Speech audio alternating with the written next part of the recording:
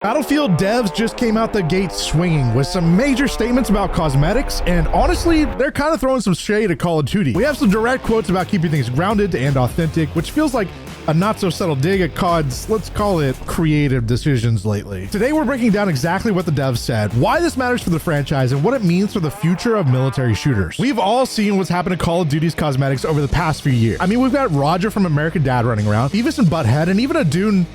Well, that one actually wasn't too bad. Now look, I get it. These crossovers make money, but for a lot of us who remember the golden age of military shooters, it's just jarring. It really breaks the immersion when you're trying to have this intense gunfight and then all of a sudden you run into whatever this is. So I got super excited when I heard Comic Book Gaming got exclusive access to DICE producers David and Alexia. They asked the questions that we've all been wondering. What's Battlefield 6's approach going to be? And guys, their response was exactly what the community wanted to hear. Alexia said, what's really important to us is that things feel grounded. We want people to express themselves and have cool skins and peacock in a way like, I look pretty cool and I have this great weapon skin, but we want it to feel authentic to the franchise. But it gets even better. Senior producer David Serlin doubled down on this, specifically talking about class identities. David said, we have this shoulder identifier for classes. Like with Recon, it's 3 antennas near the shoulder, similar to Battlefield 3. Did you catch that? Similar to Battlefield 3. They're actively looking back at what made the franchise great. Clear class identification, military authenticity, and a grounded aesthetic that makes Battlefield 3 and Battlefield 4 legendary. Serlin also mentioned that certain materials like ghillie suits will be exclusive to certain classes. Now, I know they didn't mention Call of Duty by name, but come on. We all know what they're talking about. Charlie Intel even got in on the action, and he said whenever he approached the developers, they said that the thing that we could say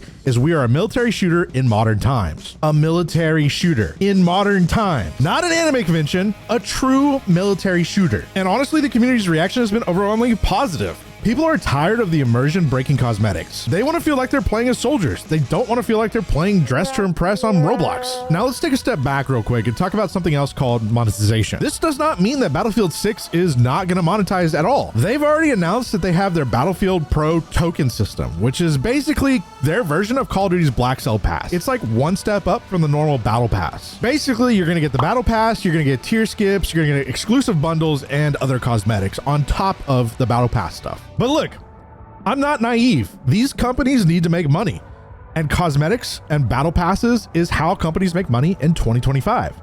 The difference is how they're going to do it. If we stay grounded with authentic military gear that fits the universe, I can live with that. What I can't live with is whatever this is. The key word here is universe. They're committing to making sure that everything fits within this world that they've created. And here's why that matters beyond cosmetics. This right here represents a fundamental philosophy about what Battlefield should be. When they say they want to satisfy the old school hardcore fans while reaching a broader audience, they're acknowledging that you don't have to sacrifice authenticity for accessibility. We truly are entering a new era of FPS competition. Call of Duty is in a rough spot with their community and player count at an all-time low. Battlefield has a chance to position itself as a serious alternative, the franchise that respects the military shooter genre, but it's not quite a military sim. And personally, I'm all here for it. Some of my best gaming memories came from Battlefield 3 and Battlefield 4, where everything felt cohesive and authentic. If Battlefield 6 can capture that traditional magic and modernize the experience, we might be looking at something super special. I love seeing the responses from all the other content creators because the community has been incredible so far. You've got former Call of Duty creators talking about Battlefield 6. You got longtime Battlefield fans feeling validated, and even casual players are expressing their interest in the more traditional gameplay. But there is one challenge. They need to stick to their philosophy long term. It's easy for them to drop all these promises before the game launch, but the real test happens in 6 months whenever the monetization team is looking at quarterly reports and they realize that their revenue is a little low. EA has said that they want 100 million players for the game.